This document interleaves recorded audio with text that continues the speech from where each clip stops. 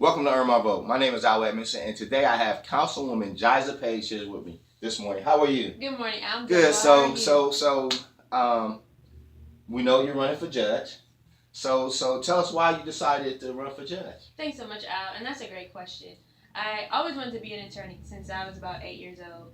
And as I was a former assistant city attorney, I really began to see the impact that judicial decisions have on our community as a whole. Right. And then working as a council member and just meeting people and seeing a lot of the needs, I thought that this would be a great time for me to transition to the bench because of my understanding of the law, but also my understanding of the community. And I love being a lawyer. Right. Good. And I know while you work as a councilwoman, you get a chance to observe how the community is and so forth, and how you can help because you've done a lot there as well.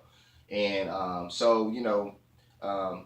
things that you got coming up. So I mean, you want to be, you're headed towards that attorney. So what are some of the things that you're doing currently right now, as far as reaching out to the community?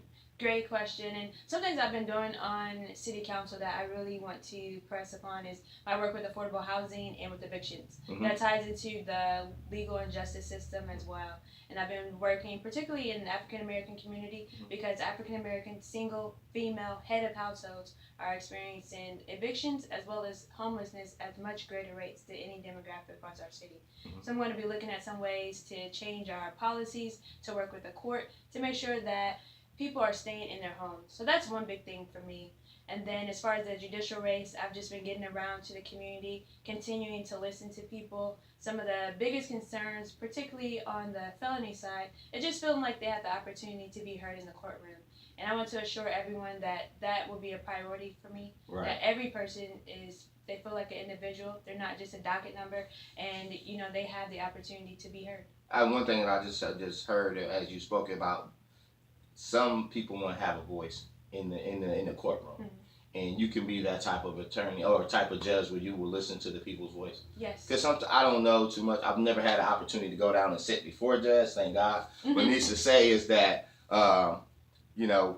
people that I've talked to they feel sometimes that the judges have already made their minds made up, and they're kind of confused about the whole system. One, if they don't have a good representation, they automatically know that they're going to be incarcerated for a long period of time.